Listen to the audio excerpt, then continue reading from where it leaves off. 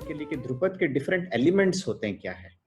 कोई ध्रुपद गा रहे हैं तो कौन कौन से विषय को लेके उनकी पूरी प्रस्तुति करनी पड़ती है, उसके बारे में अगर आप हमें थोड़ा जानकारी देंगे।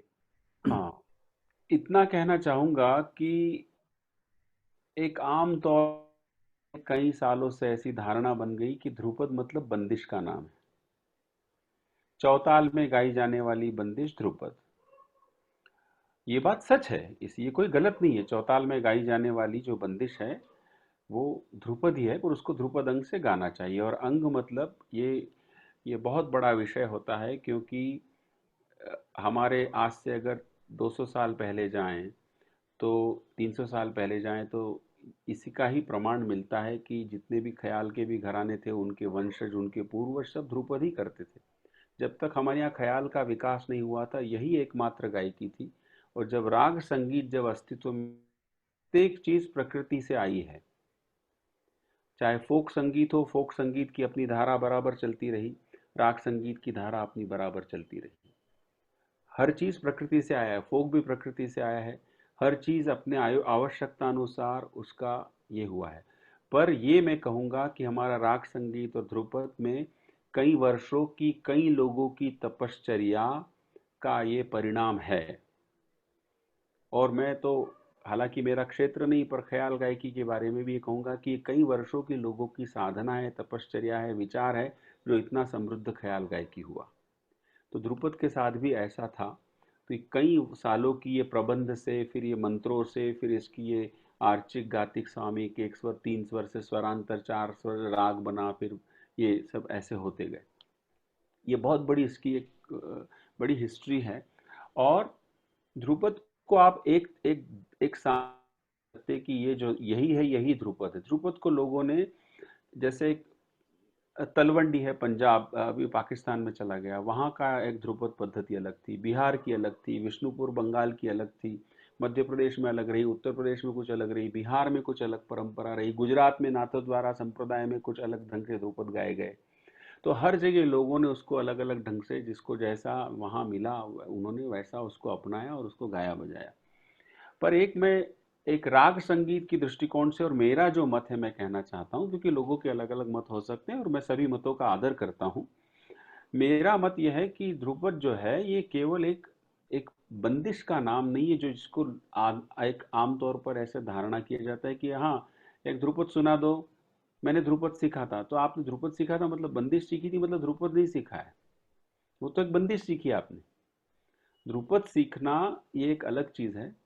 ध्रुपद बड़ा पोर्शन है अनिबद्ध आलाप का, और उसके अंदर स्वर ज्ञान, राग ज्ञान, ये सब बहुत बड़ा उसका क्षेत्र है। उसको आलाप से उसको सजाया जाता है। आलाप हमारे यहाँ की बहुत एक महान विद्या है, जहाँ से राग का सबसे शुद्ध स्वरूप बाहर आता है।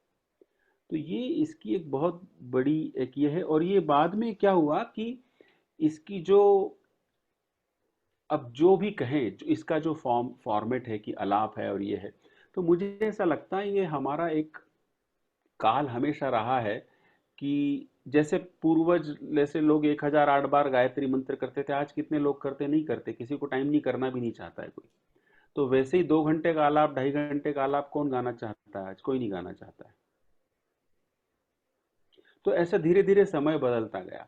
और हमारे यहाँ मुझे ऐसा लगता है कोई भी विषय पहले जो थे, ये हमेशा एक अभ्यास के विषय रहे हैं। तो अभ्यास का बहुत बड़ा विषय रहा है हमेशा आलाप। और इसका मध्य आलाप, जिस द्रुत आलाप, मतलब आलाप के ही पोर्शन है, जिसको आलाप जोड़ झाला भी फिर वीणा और सितार की भाषा में कहा गया है। पर गायन में ही सब आता है, यही सब पक्ष है ये। तो फिर क्या हुआ कि लोग धीरे धीरे, या तो इसका जो भी फॉर्मेट रहा है वो लोगों को कम पसंद आया, या धीरे धीरे लोग इससे दूर होते गए, गाने वाले कम हुए, सिखाने वाले कम हुए, बताने वाले कम हुए, समझाने वाले कम हुए, या और इसका जो भी फॉर्मेट था वो लोगों को शायद उतना पसंद नहीं आया, आज भी नहीं आता है। तो इसलिए ये कम होता गया। और फिर जिसको जैसा लगा उसने वैसा बोल दिया। अब कई लोग तो, बड़े बुजुर्ग, ऐसे भी बोलते हुए दिखाई, ये ध्रुपद क्या है, ये तो ताल की गायकी है। अरे, ताल की गायकी है? 75% 80% तो उसके अंदर आलाप है। आप किस ताल की गायकी की बात कर रहे हैं? और अगर आप ध्रुपद का अर्थ केवल बंदिश से लेते ताल की गायकी। पर ध्रुपद हमारी ये केवल एक पद्धति नहीं है, ये हमारे राग संगीत की जननी है, ये हमारा राग संगीत का मूल है। और मूल का अर्थ ये नहीं कि ये केवल मूल ही है, ये मूल से लेकर ये अंत तक भी है। इसके अंदर सब कुछ समाविष्ट है, इसके अंदर सब कुछ समाविष्ट है। और दूसरा ये कि ये हमारी परंपरा है, ये हमारी हेरिटेज है, हमारा हमारी ये किसको कहते हैं, धरोहर है, बहुत बड़ी धरोहर है।